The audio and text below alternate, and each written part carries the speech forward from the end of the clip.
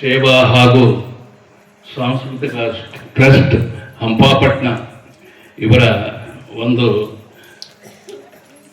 ಮಾರ್ಗದರ್ಶನದಲ್ಲಿ ಇವತ್ತಿನ ದಿವಸ ನಿಮ್ಮ ಹಂಪಾಪಟ್ನ ಗ್ರಾಮ ಎಲ್ಲರ ಸಹಕಾರದಿಂದ ದಾಸೋಹಿ ಶರಣಬಸವೇಶ್ವರರ ಪುರಾಣ 21ನೇ ವರ್ಷ ಈ ಊರಲ್ಲಿ ನಡೀತಿದೆ ಅಂದರೆ ಇದು ಅಗಾಧವಾದ ಟಿವಿ ಪ್ರಪಂಚ ಆ ಸನ್ನಿವೇಶದಲ್ಲಿ ಜಾಸ್ತಿ ಆಗಿದೆ. ಆದರೆ ನೀವೆಲ್ಲ ಪುಣ್ಯವಂತರು, ನಿಮ್ಮನ್ನೆಲ್ಲ ನೋಡಿ ನಾ ಪುಣ್ಯವಂತ. ಯಾಕಂದ್ರೆ ಶಿವಣ್ಣರು ಹೇಳ್ತಿದ್ರ ಅದರ ಹಿಂಗೈತೆ ಅಂದ. ಯಾಕಂದ್ರೆ ಒಂದು ಮಾತು ಹೇಳಿ ನಾ ತಲೆ ಹಿಂದ್ ವರ್ಷ ನಿಮ್ಮೂರಿಗೆ ಎಂದು ಶರಣಬಸವೇಶ್ವರನ ಪುರಾಣ ಹಚ್ಚಿರಿ, ನಿಮ್ಮೂರಿಗೆ ಎಂದೂ ಬರ ಇಲ್ಲ. ಅದು ಮಾತ್ರ ಶರಣ ಸಿದ್ಧಿ, ಇದು ಬರ್ದಕ್ಕೆ. ಆಮೇಲೆ ಶರಣೆಯರು ಇವ್ರಿಗೂ ಕೂಡ ಆತ್ಮಗಳಿಗೆ ಶರಣಾರ್ಥಿಗಳನ್ನ ಹೇಳ್ತಾ ಈ ಮಾತಾಡ್ತಾರೆ ಹೇಳ್ದಂಗೆ ನಾವು ಪುಣ್ಯವಂತರು. ಇಲ್ಲಿ ಈ ಕಲಿಯುಗದ ಇಂಥ ಮೊಬೈಲ್ ಯುಗದೊಳಗಡೆ ಇನ್ನು 100 ಜನ ಕೂತು ಪುರಾಣ ಕೇಳ್ತಕ್ಕಂಥ ಸಂಸ್ಕೃತಿ ಹಂಪಾಪಟ್ಟಣದ ಗ್ರಾಮದಲ್ಲಿ ಐತಂದ್ರ ಶಿವಣ್ಣ ಅಂತವ್ರು ಇಲ್ಲಿ ಕೂತ ಯಜಮಾನ್ರು ಇವರೆಲ್ಲ ಏನಿದ್ದಾರೆ ಅವರ ಒಂದು ಪರಂಪರೆ 21 ವರ್ಷ ನಡ್ಸ್ಕೊಂಡು ಬಂದಿರಿ. ಈಗ ನಡೀತದೆ ಅಂದ್ರೆ ನಿಮ್ಮೂರಿಗೆ ಅದು ಪುಣ್ಯಕ್ಕೆ ಕೊನೆ ಇಲ್ಲ, ನಿಮ್ಮೂರಿಗೆ ಪುಣ್ಯ ಬರ್ಲಿಕ್ಕೆ ಕೊನೆನೇ ಇಲ್ಲ. ಯಾಕಂದ್ರೆ ಅಂತ ಕಾರ್ಯಕ್ರಮ ನಡೀತಾ ಇದೆ ಅಂದ್ರೆ ಅದು ಸುಮ್ಮನೆ ಅಲ್ಲ. ಅದು ಯಾಕಂದ್ರೆ ಇವತ್ತೆಲ್ಲ ಮನೆ ಒಳಗಡೆನೆ ಬಾಗಿಲು ಹಾಕೊಂಡು ಕೊಡುವಂತ ಪ್ರಪಂಚದೊಳಗಡೆ ಇವತ್ತು ಹೊರಗೆ ಬಂದು ಊರ್ ಮುಂದೆ ಕಟ್ಟಿ ಮೇಲೆ ಕೂತ್ಕೊಂಡಿದ್ದ ಅಂತ ಒಂದು ಕಾರ್ಯಕ್ರಮ ಇಂಥವ್ರನ್ನೆಲ್ಲ ಕರೆಸಿ ಅವರಿಂದ ಹಿತವಚನಗಳನ್ನ, ಪ್ರವಚನಗಳನ್ನ, ಹಾಡುಗಳನ್ನ, ಜನಪದ ಸಾಹಿತ್ಯ, ಸಂಸ್ಕೃತಿ, ದಾನ ಧರ್ಮ, ಪರೋಪಕಾರ, ಮಾನವೀಯ ಮೌಲ್ಯಗಳನ್ನ ಪ್ರಚಾರ ಮಾಡ್ಲಿಕ್ಕೆ ನಿಮ್ಮೂರು ದೈವ ಏನು ಕೊಟ್ಟಿದೆಯಲ್ಲ ಅದು ದೊಡ್ಡ ಕೊಡುಗೆ. ಅದು ನಿಮ್ಮೂರಿಗೆ ದೈವ ಕೊಟ್ಟಿರ್ತಕ್ಕಂಥ ದೊಡ್ಡ ಕೊಡುಗೆ. ನನಗೆ ಮಾತಾಡ್ಲಿಕ್ಕೆ ಸ್ವಲ್ಪ ಸಮಯ ಬೇಕಾಗಲ್ಲ. ಯಾಕಂದ್ರೆ ನಾವು ಮೇಷ್ಟ್ರುಗಳು ಹೆಣ್ಮಕ್ಳನ್ನ ಬಟ್ಟೆ ಅಂಗಡಿ ಬಿಡಬಾರ್ದು, ನಮ್ಮಂತ ಮೇಷ್ಟ್ರುಗಳು ಇಂತ ಮೈಕ್ ಕೊಟ್ಟು ಬಿಡಬಾರ್ದು ಅಂತ ಮಾತಿದೆ. ಏನೋ 10 ಗಂಟೆ ಟೈಮ್ ಒಳಗೆ ಕೊಟ್ಟು ಬಿಟ್ರಿ, ಏನೋ ನನಗೆ ತಿಳಿದಷ್ಟು ತೊದಲು ನೋಡಿ ಮಾತಾಡ್ತೇನೆ. ತಪ್ಪಿದ್ರೆ ಕ್ಷಮಿಸ್ರಿ, ಒಳ್ಳೇದಿದ್ರೆ ಹೃದಯದಾಗ ಇಟ್ಕೊಂಡು ಆಶೀರ್ವಾದ ಮಾಡ್ರಿ ಅಂತ ಹೇಳ್ತೇನೆ. ಇಂಥ ಒಂದು ಕಾರ್ಯಕ್ರಮ ನಡೆಸ್ತಾರಲ್ಲ ಶಿವಣ್ಣರು ಮುಂದೆ ನಿಂತ್ಕೊಂಡು ಇಡೀ ಊರಿನವರೆಲ್ಲರೂ ಏನದಾರ ಯಜಮಾನ್ರ ಅವರು ಬಹಳ ಒಂದು ಬುನಾದಿಯನ್ನ, ಒಳ್ಳೆ ಬುನಾದಿಯನ್ನ ಹಾಕಿದ್ದಾರೆ. ಮುಖ್ಯ ನಮ್ಮ ಮಕ್ಕಳಿಗೆ ಬೇಕಾಗಿರೋದು ಇವತ್ತು ಸಂಸ್ಕೃತಿ ಬೇಕಾಗಿದ್ದಾರೆ. ಇವತ್ತು ಆ ಸಂಸ್ಕೃತಿಯಲ್ಲಿ ಕೂತರು ಮಕ್ಕಳು. ಈಗೆಲ್ಲ ಎಕ್ಸಾಮ್ ಸ್ಟಾರ್ಟ್ ಆಗಿದಾವೆ, ಪರೀಕ್ಷೆ ಸ್ಟಾರ್ಟ್ ಆಗಿದಾವೆ. ಪ್ರೈಮರಿ, ಹೈಸ್ಕೂಲ್, ಕಾಲೇಜ್ ಎಲ್ಲ ಆನ್ಯುವಲ್ ಎಕ್ಸಾಮ್ ಟೈಮ್. ಇಂಥ ಟೈಮಲ್ಲಿ ಕೂಡ ಮಕ್ಕಳು, ತಾಯಂದಿರು ಎಲ್ಲರೂ ಕೂಡ ಇಲ್ಲಿ ಪುರಾಣ ಪ್ರವಚನ ಕೇಳಕ್ ಬಂದಿರಲ್ಲ. ಎಂಥ ಸಂಸ್ಕಾರ ನಿಮ್ಮ ಊರಾಗ ಬೆಳೀತಾ ಇದೆ ಅಂದ್ರೆ ಮುಂದೊಂದು ದಿನ ಹಂಪಾಪಟ್ನ ಹಂಪಿ ಆದ್ರೂ ನಾವು ಆಶ್ಚರ್ಯ ಪಡಬೇಕಾಗಿಲ್ಲ. ಬಹಳ ಖುಷಿ ಆಗ್ತದೆ ನನಗೆ. ಯಾಕಂದ್ರೆ ಇಂಥ ಕಾರ್ಯಕ್ರಮ ಸಿಗಲ್ಲ ನನಗೆ. 1600 ಚಿಲ್ಡ್ರೆ ಹುಡುಗರಿಗೆ ಪಾಠ ಮಾಡ್ತೀನಿ ಗಂಬಿ ಕಾಲೇಜ್ನಲ್ಲಿ.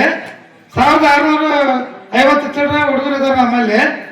ಅಷ್ಟೆಲ್ಲ ಜನ ಪಾಠ ಮಾಡ್ತೀವಿ. ಆದ್ರೆ ಅಲ್ಲಿ ಕೆಲಸ ಕಾಯಕ ಕರ್ತವ್ಯ. ಅದು ಇಂಥ ಒಂದು ಪುಣ್ಯ ಕಾರ್ಯ ಸಿಗೋದಿದೆಯಲ್ಲ, ಇದು ನಮ್ಮ ಜನ್ಮದ ಒಂದು ಪುಣ್ಯದ ಒಂದು ಸಂದರ್ಭ ಅಂತ ನಾವೆಲ್ಲರೂ ಭಾವಿಸ್ಬೇಕಾಗಿದೆ ಅಂತ. ಶ್ರವಣ ಮಾಡೋದ್ರಿಂದ ಏನಾಗ್ತದೆ ಎಫೆಕ್ಟ್ ಅಂದ್ರೆ ಅದರ ಪರಿಣಾಮ ಮಕ್ಕಳಲ್ಲಿ ಬೆಳೆಯುವ ಪೈರನ್ನ ಮೊಳಕೆಯಲ್ಲಿ ನೋಡೋದಂಗೆ ಯಜಮಾನ್ರು ಎಲ್ಲ ಅಮ್ಮಂದಿರು, ತಾಯಂದಿರೆಲ್ಲ ಕೂತಿದ್ರು ಇಲ್ಲೆಲ್ಲ. ನಿಮ್ ಮುಂದಿನ ಮಕ್ಕಳು ಇದಾವಲ್ಲ, ಮುಂದೊಂದು ದಿನ ಒಳ್ಳೆ ಬೆಳೆಯಾಗಿ ಬೆಳಿತಾವೆ. ಒಳ್ಳೆ ಬೆಳೆಯಾಗಿ ಬೆಳೆದು ಒಳ್ಳೆ ರಾಶಿ ಹಂಪಾಪಟ್ಟಣದಲ್ಲಿ ಒಳ್ಳೆ ರಾಶಿ ತುಂಬಿ ತುಳುಕ್ತದೆ. ಅಂತ ಒಂದು ಸಂಸ್ಕಾರ ಈ ವೇದಿಕೆಯಿಂದ ಆಗ್ತದೆ ಅಂದ್ರೆ ಅದು ದೊಡ್ಡ ಒಂದು ಕಾರ್ಯಕ್ರಮ ಅನ್ನುವಂಥದ್ದು, ದೊಡ್ಡ ಒಂದು ಕೊಡುಗೆ ಅನ್ನುವಂಥದ್ದು. ಹಾಗಾಗಿ ಮೊದಲು ಏನ್ ಬೇಕಾಗಿದೆ, ಈ ಮೊಬೈಲ್ ಕೊಟ್ಟು ಮಕ್ಕಳು ಕೂರ್ಸೋ ಬದಲು ಪುಸ್ತಕ ಕೊಟ್ಟು ಮನೆಗೆ ಕೂರ್ಸ್ರಿ, ಇಲ್ಲ ಇಂಥ ಕಾರ್ಯಕ್ರಮ ನಡೆದಲ್ಲಿ ಬಂದು ಕೂರ್ಸ್ರಿ. ಅವತ್ತು ನಮ್ಮ ನಾಡು, ನಮ್ಮ ಜನ, ನಮ್ಮ ಬಡತನ ಎಲ್ಲ ಮುಂದೊಂದು ದಿನ ಯಾರಿಗೆ ನೌಕರಿ ಸಿಗಲ್ರಿ.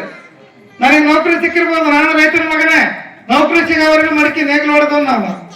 ಇವತ್ತ 1,30,000 ಸಂಬಳ ತಗೊಂತೀನಂದ್ರೆ ನಾನ್ ನಮ್ದಾಗಿಲ್ಲ, ರೈತರು ನಮ್ದಾಗಿದ್ದಾರೆ. ಅವ್ರೆಷ್ಟೇ ಇರಲಿ, ಲಾಭ ಬರ್ಲಿ ನಷ್ಟ ಬರ್ಲಿ ಏನೇ ಬರ್ಲಿ, ಆ ರೈತರು ಇದ್ದಂತ ನೆಮ್ಮದಿ ಸರ್ಕಾರಿ ನೌಕರರಿಗೆ ಲಕ್ಷಗಟ್ಟಲೆ ಸಂಬಳ ತಗೊಳ್ಳೋರಿಗೆ ನೆಮ್ಮದಿ ಸಂತೃಪ್ತಿ ಇಲ್ರಿ. ಏನಾಗಿದೆ ಗೊತ್ತಾ, ಅದರಲ್ಲೇ ಪ್ರವಚನ ಮಾಡೋಕರ ಹೇಳಿದ್ರು, ಅಲ್ಲೆಲ್ಲ ರೊಕ್ಕ ಹೆಚ್ಚಾಗ್ಯದ, ನೆಮ್ಮದಿ ಹಾಳಾಗ್ಯದ. ಶಾಂತಿ ಇಲ್ಲ, ಸಮಾಧಾನ ಇಲ್ಲ, ನೆಮ್ಮದಿ ಇಲ್ಲ, ಸಂಬಂಧಗಳು ಉಳಿದಿಲ್ಲ. ಲಕ್ಷಗಟ್ಟಲೆ ಕೋಟಿಗಟ್ಟಲೆ ಅವರು ವರ್ಷಕ್ಕೆ ಆದಾಯ ಗಳಿಸಿದ್ರು ಕೂಡ ಮನೆಗಳಲ್ಲಿ ಗಂಡ ಹೆಂಡತಿ ಸತ್ತಾಗ 4 ಮಂದಿ ಒಯ್ಯಕ್ಕಿರೋದಿಲ್ರಿ. ಆ ಪರಿಸ್ಥಿತಿ ಆದ್ರೆ ಒಬ್ಬ ರೈತ ಲಾಭ ನೋಡೋದಿಲ್ಲ, ನಷ್ಟ ನೋಡೋದಿಲ್ಲ, 20 ಮಂದಿ ಕೂಲಿಯಾಗಿ ಕೆಲಸ ಕೊಡ್ತಾನೆ, ನೂರಾರು ಜನರಿಗೆ ಅನ್ನ ಹಾಕ್ತಾನೆ, ಬೆಳೆದ ತನಗೆ ಬೇಕಾದದನ್ನು ಉಳಿಸ್ಕೊಂಡು ನಾಡಿಗೆಲ್ಲ ಬೆಳೆದ ಬೆಳೆಯನ್ನೆಲ್ಲ ಹಂಚ್ತಾನೆ. ಆತ ನಿಜವಾದ ದೇವರು, ದೈವ ಅಂದ್ರೆ ರೈತ. ಆ ರೈತರನ್ನ ಮರ್ತು ಬಿಟ್ಟರೆ ನಾವು. ಶ್ರಮ ಸಂಸ್ಕೃತಿಯನ್ನ ಹೇಳುವಂತ, ಜಾನಪದ ದೇಸಿ ಸಂಸ್ಕೃತಿಯನ್ನು ಹೇಳುವಂತದ್ದ ನಮ್ಮ ಶರಣಬಸಪ್ಪನ ಪುರಾಣ. ಅವರ ಆಗ್ಲಿದ್ದು ನಾನು ಅಬ್ಸರ್ವ್ ಮಾಡ್ತಾ ಇದ್ದೆ. ಅವರ ಹಾಡುಗಳೆಲ್ಲ ಜನಪದ ದೇಸಿ ಸಂಸ್ಕೃತಿ. ಇಡೀ ಪುರಾಣ ಏನಿದೆ ಅದು ಶ್ರಮ ಸಂಸ್ಕೃತಿ. ಏನು ಶ್ರಮ ಸಂಸ್ಕೃತಿ ಅಂದ್ರ ಕಾಯಕವೇ ಕೈಲಾಸ. ಕೈಲಾಸ ಸ್ವರ್ಗ ಐತಿಲ್ರಿ ಗೊತ್ತಿಲ್ರಿ, ನಾವು ನೋಡಿಲ್ಲ, ಯಾರು ನೋಡಿದವ್ರು ಯಾರು ಇಲ್ಲ. ಆದ್ರೆ ಎಲ್ಲಿ ರೈತ ಸಮೃದ್ಧವಾಗಿ ಬೆಳೆ ಬೆಳೆದ ಹೊಟ್ಟೆ ತುಂಬ ಊಟ ಮಾಡಿ ಆ ಹೊಲದಲ್ಲಿ ಕೆಲಸ ಮಾಡಿ ಆರೋಗ್ಯವಾಗಿದಾನಲ್ಲ, ಅದೇ ಕೈಲಾಸ, ಅದೇ ಸ್ವರ್ಗ ಅನ್ಕೋಬೇಕು ನಾವು. ಇವತ್ತು ಬರೀ BP, ಶುಗರು, ಆ ಕಾಯಿಲೆ ಈ ಕಾಯಿಲೆ ಅಂತ ಹೇಳ್ಬಿಟ್ಟು ನೌಕರದಾರರು, ಶ್ರೀಮಂತರು, ಹಣವಂತರು ಯಾರು ನೆಮ್ಮದಿಗಿಲ್ಲ. ಎಂತೆಂತ ಕಾಯಿಲೆ ಬರಬಾರದು ಬೇನೆ ಕಾಯಿಲೆಗಳು ಬರ್ತಾ ಇದಾವೆ. ಇವತ್ತೇನಾದ್ರೂ ಆರೋಗ್ಯವಾಗಿದ್ದಾನೆ, ಸಂತೃಪ್ತವಾಗಿದ್ದಾನೆ, ಶಾಂತಿಯಿಂದ ಇದ್ದಾನೆ, ಸಮಾಧಾನದಿಂದ ಇದ್ದಾನೆ, ಅದೇನಾದ್ರು ಸೀದಾ ದೇವರ ಸ್ವರ್ಗಲೋಕಿದ್ರೆ ಡೈರೆಕ್ಟ್ ನೇರವಾಗಿ ಸ್ವರ್ಗಕ್ಕೆ ಹೋಗ್ತಾನೆ ಅಂದ್ರೆ ರೈತ ಒಬ್ಬನನ್ನು ಬಿಟ್ರೆ ಮತ್ತೆ ಯಾರದ್ದು ಸಾಧ್ಯ ಇಲ್ಲ. ಹಾಗಾಗಿ ಆ ರೈತ ಸಂಸ್ಕೃತಿ ಉಳಿಸ್ತಕ್ಕಂಥ ಒಂದು ಪುರಾಣ ನಮ್ಮ ಕಲಬುರಗಿ ಶರಣಬಸವೇಶ್ವರ ಪುರಾಣ. ಶ್ರಮ ಸಂಸ್ಕೃತಿಯನ್ನ, ರೈತ ಸಂಸ್ಕೃತಿಯನ್ನ ಅಷ್ಟೇ ಅಲ್ಲ, ನಮ್ಮ ಮಕ್ಕಳಲ್ಲಿ ಕಲೆಯ ಒಂದು ಬೀಜವನ್ನು ಬಿತ್ತುತ್ತದೆ. ತಬಲಾ, ವಯಲಿನ್, ಹಾರ್ಮೋನಿಯಂ, ಸಂಗೀತದ ಕಲೆಯನ್ನು ಮಕ್ಕಳ ಮೇಲೆ ಪ್ರಭಾವ ಬೀರುತ್ತದೆ. ಅದು ಒಂದು ಸಂಸ್ಕೃತಿ. ಅಷ್ಟೇ ಅಲ್ಲ, ಅದರ ಜೊತೆಗೆ ಅಜ್ಜರನ್ನು ಪ್ರವಚನ ಮಾಡ್ತಾರೆ. ಅಲ್ಲಿ ಪುರಾಣನ ಆ ಸಾಹಿತ್ಯ ಇದೆಯಲ್ಲ, ಸಂಸ್ಕೃತಿ, ಸಾಹಿತ್ಯ, ಜನಪದ ಕಲೆ, ಜನಪದ ಸಂಗೀತ, ನಮ್ಮ ಶ್ರಮ ಸಂಸ್ಕೃತಿಯನ್ನು ಎತ್ತಿರ್ತಕ್ಕಂಥ ಒಂದು ಕಾರ್ಯಕ್ರಮ ಇಡೀ ಬೊಮ್ಮನಹಳ್ಳಿ ತಾಲೂಕಿನೊಳಗಡೆ 21 ವರ್ಷ ನಡೆದಿದೆ. ಅದು ಹಂಪಾಪಟ್ಟಣ ಗ್ರಾಮದಲ್ಲಿ ಮಾತ್ರ. ನಾನು 2017ರಲ್ಲಿ ಅಗ್ರಿಬೊಮ್ಮನಹಳ್ಳಿಗೆ ಬಂದಿದ್ದೀನಿ. ಇಲ್ಲಿಗೆ 9 ವರ್ಷ ನಾನು ಬಂದು 9 ವರ್ಷ ಸುತ್ತಮುತ್ತ ನೋಡ್ತಾ ಇದ್ದೀನಿ. ಎಲ್ಲ ಊರುಗಳಿಗೆ ಎಲ್ಲ ಹೋಗ್ತಾ ಇದ್ದೀನಿ. ಎಲ್ಲ ಕಡೆ ನನ್ನ ಶಿಷ್ಯರಿದ್ದಾರೆ, ನನಗೆ ಊರಿಗೆ ಕರೀತಿರ್ತಾರೆ. ನನಗೆ ಬಂದ್ರೆ ಎಲ್ಲಿ ಖುಷಿ ಆಗುತ್ತಪ್ಪ, ನನ್ನ ಆತ್ಮಕ್ಕೆ ತೃಪ್ತಿ ಅಂದ್ರೆ ಅದು ಹಂಪಾಪಟ್ಟಣಕ್ಕೆ ಬಂದ್ರೆ ತೃಪ್ತಿ ಆಗುತ್ತೆ ಅಂತ. ಯಾಕಂದ್ರೆ ಅಲ್ಲಿ ಶರಣ ಸಂಸ್ಕೃತಿ ಇದೆ, ಯಾಕಂದ್ರೆ ಅಲ್ಲಿ ಜನಪದ ಸಂಸ್ಕೃತಿ ಇದೆ, ಯಾಕಂದ್ರೆ ಅಲ್ಲಿ ದೇಸಿ ಸಂಸ್ಕೃತಿ ಇದೆ. ಮುಖ್ಯವಾಗಿ ಕಾಯಕವೇ ಕೈಲಾಸ, ದುಡಿಮೆಯೇ ದುಡ್ಡಿನ ತಾಯಿ ಅನ್ನೋದಕ್ಕೆ ಅಕ್ಷರಶಃ 100ಕ್ಕೆ 200% ಅದು ಇದ್ರೆ ಇಂಥ ಗ್ರಾಮಗಳಲ್ಲಿ ಮಾತ್ರ ಅನ್ನೋದನ್ನ ಅರ್ತ್ಕೊಂಡಿರ್ತಕ್ಕಂಥ ನಾನು ಎಷ್ಟೇ ಸಂಬಳ ತಗೊಂಡು ಹೆಂಗೆ ಜೀವನ ಮಾಡ್ತಾ ಇದ್ರು ಕೂಡ ನನಗೆ ನೆಮ್ಮದಿ, ಆತ್ಮತೃಪ್ತಿ ಸಿಗೋದು ಇಂಥ ಕಾರ್ಯಕ್ರಮಗಳಲ್ಲಿ. ನಾನು ಬೆಳೆದಿರೋದೇ ಇದೇ ರೀತಿ. ನಮ್ಮ ನಾಗಲಾಪುರದಲ್ಲಿ ಮರಿಮಂತ ಅಜ್ಜರು ಹೇಳಿದ್ರು, ಶಿವಣ್ಣರು, ಆ ಮರಿಮಂತ ಅಜ್ಜರ ಆಶೀರ್ವಾದದಿಂದ ಇವತ್ತು ನಾನು ಇಲ್ಲಿ ಮಾತಾಡ್ತೀನಿ. ಅಂದ್ರೆ ಅವರ ಆಶೀರ್ವಾದ, ಅವರ ಒಂದು ತಪಸ್ಸಿನ ಬಲದಿಂದ ನಾವೆಲ್ಲ ರೈತರು ಕೂಲಿನಲ್ಲಿ ಮಾಡ್ಕೊಂಡಿರ್ತಕ್ಕಂಥ ಒಬ್ಬ ರೈತರ ಮಗ ನಾನು ಇವತ್ತು ಲೆಕ್ಚರರ್ ಆಗಿ ನಿಮ್ಮ ಮುಂದೆ ನಿಂತ್ಕೊಂಡು ಮಾತಾಡ್ತೀನಿ ಅಂದ್ರೆ ಅದು ಮರಿಮಂತಜ್ಜರು ಪ್ರಭಾವ. ನಾಗಲಾಪುರ ಅಪ್ಪತ್ತೇಶ್ವರ ಮಠದ ಸಂಸ್ಕೃತಿ ನನ್ನ ರಕ್ತದ ಕಣಕಣದಲ್ಲಿ ಇದೆ.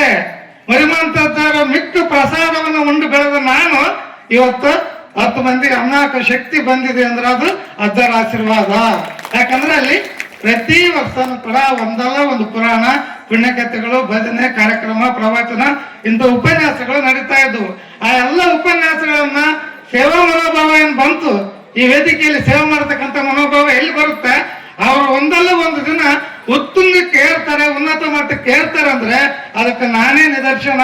ನಾನು ಚಾಪೆ ಹಾಸಿದವನು, ಪಾಠ ಹಾಸಿದವನು, ಕಸ ಬೆಳೆದವನು, ಮಠದಲ್ಲಿ ಸೇವೆ ಮಾಡಿ ಬೆಳೆದೀನಿ. ಅಜ್ಜರ ಆಶೀರ್ವಾದದಿಂದ, ಒಪ್ಪತ್ತೇಶ್ವರ ಆಶೀರ್ವಾದದಿಂದ. ಒಂದು ನಯಾ ಪೈಸ ಲಂಚ ಇಲ್ಲದಂಗೆ ಸರ್ಕಾರಿ ನೌಕರಿ ತಗೊಂಡು ಒಬ್ಬ ರೈತನ ಮಗ ಕೂಲಿ ಮಾಡಿ ಬೆಳೆದಂತ ರೈತ ಬೈತಂತ ನಾನು ಇವತ್ತು ಸರ್ಕಾರಿ ನೌಕರಿ ತಗೊಂಡಿನಿ ಅಂದ್ರೆ ಅದು ಈ ಪುರಾಣ ಸಂಸ್ಕೃತಿ, ಮಠದ ಸಂಸ್ಕೃತಿಯಿಂದ ಸಾಧ್ಯ. ಹಾಗಾಗಿ ನಿಮ್ಮೂರಲ್ಲಿ ಶಿಕ್ಷಣ, ಸಂಸ್ಕೃತಿ, ಸಾಹಿತ್ಯ ಎಲ್ಲವೂ ಕೂಡ ತುಂಬಿ ತುಳುಕುವಂತ ಆಗ್ತದೆ. ಇಲ್ಲಿ ಬಹಳ ಮಂದಿ ನಮ್ಮ ಶಿಷ್ಯರಿದ್ದಾರೆ ಸುತ್ತಮುತ್ತಲ ಹಳ್ಳಿಗಳಲ್ಲಿ, ನಿಮ್ಮ ಹಂಪಾಪಟ್ಟಣದಲ್ಲಿ ಬಹಳ ಜನ ನನ್ನ ವಿದ್ಯಾರ್ಥಿಗಳಿದ್ದಾರೆ, ನನ್ನ ಪಾಠ ಕೇಳಿರ್ತಾರೆ. ಅವರೆಲ್ಲ ಬಹಳ ಖುಷಿ ಆಗುತ್ತೆ ಇಲ್ಲಿ ಬಂದಾಗ. ಅಂತ ಒಂದು ಸಂದರ್ಭವನ್ನು ಒದಗಿಸಿಕೊಟ್ಟಂತ ಹಂಪಾಪಟ್ಟಣದ ದೈವದವರಿಗೆ ಮತ್ತು ಶಿವಣ್ಣ ಅಂತ ಅವ್ರಿಗೆ ಏನು ಲೀಡರ್ಶಿಪ್ ವಹಿಸ್ಕೊಂಡು ಮಾಡ್ತಾರೆ. ಇಲ್ಲೇನಿದ್ದಾರೆ ಅಲ್ಲಿ ನಮ್ಮ ಪಕ್ಕದಲ್ಲೇ ನಮ್ಮ ನಾಗಲಾಪುರ ನಾಗಾರ್ಜುನ ಇದ್ದಾನೆ. ಪ್ರತಿ ವರ್ಷ ಇಲ್ಲಿ ಸೇರಕ್ಕೆ ಬರ್ತಿರ್ತಾರೆ. ಯಾಕಂದ್ರೆ ಅವರೆಲ್ಲ ಸಾವಿರದ ಶರಣನ್ನ ಅರ್ಪಿಸಿ ನನ್ನ ಮಾತು ಮುಗಿಸ್ತೇನೆ. ಜೈ ಹಿಂದ್, ಜೈ ಕರ್ನಾಟಕ ಮಾತೆ, ಜೈ ಶರಣ ಬಸವೇಶ್ವರ. ಈ ಕಲಾ ವೇದಿಕೆಯನ್ನು ಅಲಂಕರಿಸಿದ ಕಲಾವಿದರಿಗೆ ಕೂಡ ನನ್ನ ನಮಸ್ಕಾರವನ್ನು ತಿಳಿಸುತ್ತಾ, ಹಾಗೂ ಈ ಕಾರ್ಯಕ್ರಮಕ್ಕೆ ತಾವೆಲ್ಲರೂ ಕೂಡ ಪ್ರವಚನವನ್ನ ಈ ಒಂದು ಸರ್ ಹೇಳ್ದಂಗೆ ಇಂಥ ಯುಗದಲ್ಲಿ ಮೊಬೈಲ್ ಕಾಲ ಜಾಲ ಇದೆ. ಇಂಥ ವಿಚಾರದಲ್ಲಿ ಇವತ್ತು ತಾವುಗಳು ಈ ಪುರಾಣವನ್ನ ಕೇಳಕ್ಕೆ ಬಂದಿರಂದ್ರೆ ನಿಜವಾಗ್ಲೂ ನಮ್ಮ ಊರ ಹಂಪಾಪುರದವರು ಅದ್ಭುತ ಅಂತ ಅನ್ಕೊಂತೀವಿ ನಾವು. ಈ ದಿನಮಾನಗಳಲ್ಲಿ ಬರೇ ಮೊಬೈಲ್ ಹುಚ್ಚು ಬರೇ ಅಂತ ವಿಚಾರದಲ್ಲಿ ಇವತ್ತು ಈ ಪ್ರವಚನ ನೋಡ್ಲಿಕ್ಕೆ ಬಂದಂತ ನಿಜಕ್ಕೂ ನಾವೆಲ್ಲರೂ ಧನ್ಯರಂತ ತಿಳಿಸುತ್ತಾ, ಹಾಗೂ ಇವರು ನಮ್ಮ ಗುರುಗಳಂತೂ ನಾನು ಯಾವುದೋ ಒಂದು ಕೆರೆಗೆ ಹಾರ ಯಾವುದೋ ಹಿಂದಕ್ಕೆ ಕೇಳ್ತಾ ಇದ್ದೆ, ಬಹುಶಃ 84-87 ಸಂದರ್ಭದಲ್ಲಿ ಪರಮಾತ್ಮ ಇಲ್ಲಿ ಆಂಜನೇಯ ದೇವಸ್ಥಾನ ಹತ್ರ ಒಂದು ಮೈಕ್ ಆಗ್ತದೆ ದಿನ 4 ಗಂಟೆಗೆ ಹರಿಕಟ್ಟೆಗಳು. ಅವ್ರು ಕೇಳಿದ ಧ್ವನಿ ಸೀದಾ ಇವರೇ ಹೇಳ್ತಾರೆ ಅನ್ನೋ ಭಾವನೆ ನಮಗೆ ಮೂಡಿಬಿಡುತ್ತೆ. ಕೆರೆಗೆ ಹಾರ, ಆಮೇಲೆ ಸತ್ಯ ಹರಿಶ್ಚಂದ್ರ, ಈ ಹರಿಕಟ್ಟೆಗಳು ಬಹುಶಃ ಗುರುರಾಜ ನಾಯ್ಡು ಸರ್ ಅನ್ನೋ ಇರ್ಬೋದು. ನಿಜವಾಗ್ಲೂ ಅದ್ಭುತವಾದಂತಹ ಗಾಯಕರು, ಅದ್ಭುತವಾದ ಪ್ರವಚನಕಾರ ಇವತ್ತು ನಾವು ಪಡೆದಿದ್ದೀವಿ. ಇಂಥ ಕಾರ್ಯಕ್ರಮಗಳಲ್ಲಿ ತಾವೆಲ್ಲ ಭಾಗಿಯಾಗಿ ಇನ್ನು ಮಾತಾಡ್ಲಿಕ್ಕೆ ನಾನು ನಾಳೆ ಮಾತಾಡ್ತೀನಿ, ಇವತ್ತು ಮಾತಾಡೋಕ್ಕಾಗಲ್ಲ, ಒತ್ತಡಕ್ಕೆ ಮಾತಾಡಿದ್ದೀನಿ. ಇಷ್ಟು ಅವಕಾಶ ಕೊಟ್ಟು ತಮಗೆಲ್ಲರಿಗೂ ಶುಭಾಶಯ ಹೇಳ್ತಾ ಧನ್ಯವಾದ ಅರ್ಪಿಸ್ತಾ ಇದ್ದೀನಿ. महाराज की, गुरु कुमार शिवयोगी महाराज की जय मंगलम जय नमः पार्वती शिवर महादेव।